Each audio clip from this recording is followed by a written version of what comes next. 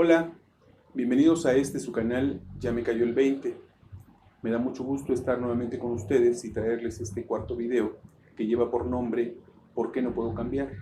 Esperamos que sea de su agrado. Si es así, les pedimos que nos regalen una manita y que se suscriban al canal.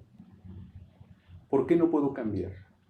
Muchas veces intentamos modificar hábitos o cambiar hábitos que nos estorban, que no nos permiten crecer o que a veces simplemente generan molestia en los demás. A veces tratamos de hacer esos cambios y a lo mejor puedo un día, 2 días y el tercer día ya se me olvidó que tenía que cambiar. Hay otras personas que dicen, pero sí es muy fácil, solo tienes que hacerlo y ya. Pero muchas otras veces no es así.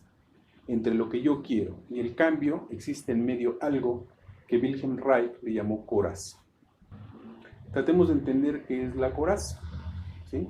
El ser humano es un organismo que se autorregula. ¿Qué quiere decir? Que cuando llega a enfermar crea sus propias defensas o su propia forma de curación.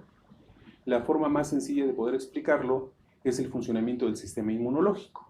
Cuando entra un bicho en mi cuerpo, el sistema inmunológico automáticamente activa una serie de mecanismos para poder destruir o desechar ese bicho que me está enfermando.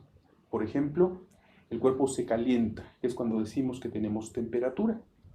Otra de las formas es cuando vomitamos o cuando tenemos diarrea. De alguna manera el cuerpo necesita desechar eso que le está haciendo daño. Otra forma son las secreciones.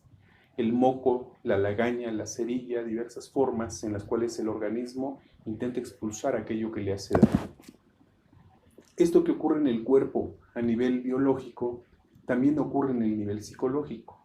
¿Cómo es que sucede en esta parte? ¿Sí? Imaginemos que de repente viene un perro por aquí. Viene el perro y yo le doy una patada. Cuando yo le doy la patada, el perro tiene dos opciones. O me ataca para defenderse o simplemente huye. Si fuera un organismo más inteligente, como pasa con algunos animales, se tiraría al piso y sería el muerto. Algunos perros llegan a hacerlo. Pero lo más habitual es que o ataca o huye.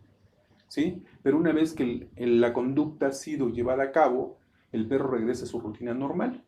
Nunca vamos a ver un perro escondido atrás de la puerta esperando por horas a que yo pase para poder morderme y desquitarse. Eso nunca sucedería. Tampoco vamos a ver a un perro que llegue con otros perros para echarme montón y poder morderme porque yo me pasé de la raya con él. Eso nunca lo vamos a ver, porque son conductas muy simples. Los niños pequeños funcionan igual.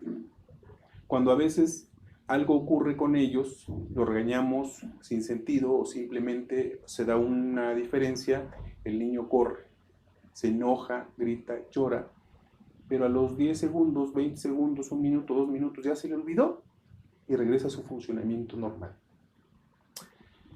Cuando nos enfrentamos a una situación que es muy impactante o que es reiterativa y es una amenaza para la persona, se pone en marcha todo un sistema a nivel psicológico para poder defenderse.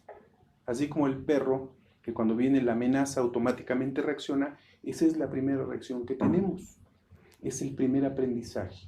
Cuando aparece una sola vez, el cuerpo está desprevenido y el cuerpo se retrae. ¿Qué quiere decir esto? Que el diafragma, el estómago y los músculos alrededor se contracturan y la respiración se detiene momentáneamente. Dependiendo lo impactante o lo que dure la amenaza, puede ser que la respiración se acelere.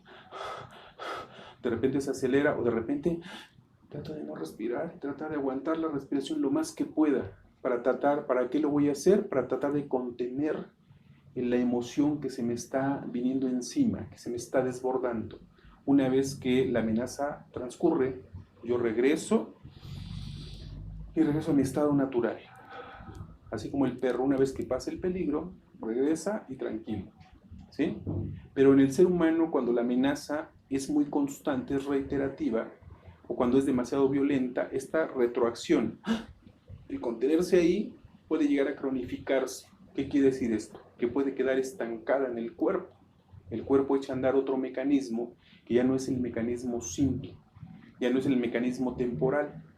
Ahora pone en marcha un mecanismo crónico para poder contener todo eso que estoy sintiendo y que no puedo dejar que me avasalle porque entonces perdería el control. A esta forma de cronificación del mecanismo de defensa es a lo que Wilhelm Reich le llamó coraza. La coraza se estructura en dos niveles, a nivel corporal y a nivel psicológico. En el nivel corporal va a quedar plasmado en el cuerpo a través de tensiones musculares crónicas. Es decir, cuando nosotros sentimos una emoción y tratamos de contenerla, el cuerpo se tensa, la musculatura se tensa, y es en esa tensión donde queda cronificada la emoción. Ahí se queda congelada. ¿Hasta qué? Hasta que una tensión mayor consiga soltar el músculo, y entonces esa emoción que se contuvo vaya fluyendo otra vez. ¿Sí? En eso están basadas las psicoterapias corporales, en mover esa memoria que se queda estancada en el cuerpo en forma de tensiones musculares. Este conjunto de tensiones musculares van a dar forma a la postura que tenemos. Por eso todos tenemos cuerpos diferentes. Por eso algunas personas son más gorditas, otras son más delgadas, otras tienen el pecho hundido, otras tienen el pecho salido, algunas tienen el cuello muy largo, otros lo tienen como metido, ¿sí? Igual con la pelvis, algunos lo tienen hacia adelante, otros hacia atrás. Todo eso son rasgos de carácter que nos van a mostrar cómo fue la historia de esas personas. A nivel psicológico, esta historia va a quedar plasmada en actitudes, en una actitud que yo asumo para poder reprimir, evadir, guardar esa emoción que no permití salir en ese momento. Por ejemplo, si yo me siento amenazado, para poder contrarrestar esa actitud, entonces voy a poner una actitud de que soy muy fuerte, de que soy muy broncudo, o que soy muy violento, para evitar que la gente se me acerque y me confronte. Me estoy defendiendo, ¿sí?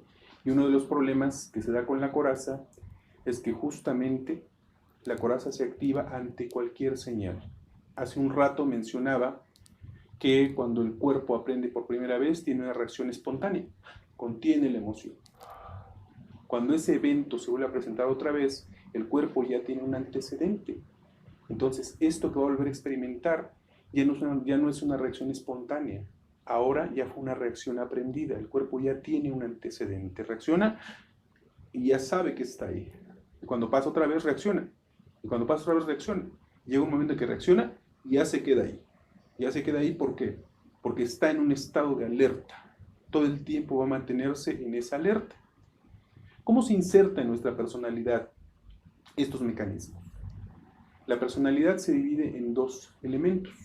Uno es el temperamento y el otro es el carácter. En el temperamento está la herencia biológica, todo aquello que heredamos de nuestros padres y del linaje, ¿sí? Color de ojos, etcétera, etcétera. Y en el carácter está el aprendizaje, está lo que aprendemos.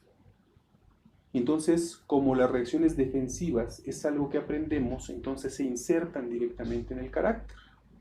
Entonces, la coraza es un mecanismo caracterológico, es decir, tiene que ver con el carácter. Aparece como una forma de defendernos de las emociones o de las sensaciones que nos son amenazantes. El problema con la coraza es que empieza a construirse a partir de la reacción del organismo ante lo que lo amenaza. Pero con el tiempo se convierte en un mecanismo que reacciona ¡pum!, a la primera. Ya ni siquiera tiene que ocurrir la situación completamente. Cualquier detalle que se parezca a la experiencia que la persona tuvo, activa el mecanismo. Y muchas veces, como el mecanismo ya está cronificado a nivel del cuerpo y a nivel de las actitudes, pues simplemente la persona se la pasa defendiéndose todo el tiempo. ¿Cuál es el problema? El problema es que es inconsciente. La coraza es como una segunda piel que ya traemos. Es una serie de actitudes que ya son inconscientes para nosotros, son respuestas automatizadas.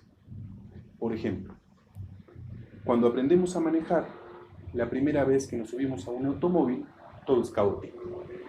Nos subimos al automóvil, agarramos el volante y de repente volteamos y vemos 3 espejos, 3 pedales o 2 según el tipo de coche, una palanca de velocidades, otra palanca para manejar las intermitentes, otra palanca para los limpiadores. Y además de todo eso, está el claxon y está el estéreo y hay una serie de elementos. La primera vez no sabemos qué hacer. Pero conforme vamos practicando y nos van explicando, poco a poco se van incorporando cada uno de los elementos hasta que podemos manejar perfectamente y vamos reaccionando con todos los elementos que tenemos ahí. Y llega un momento en el que pareciera ser que nacimos con ese comportamiento o con esa forma de reaccionar ya, de siempre, como si fuera algo heredado, algo biológico, porque lo aprendemos y lo incorporamos a nosotros. Así funciona la coraza. La incorporamos en nosotros y entonces ya no nos damos cuenta que nos estamos defendiendo. Eso es la coraza.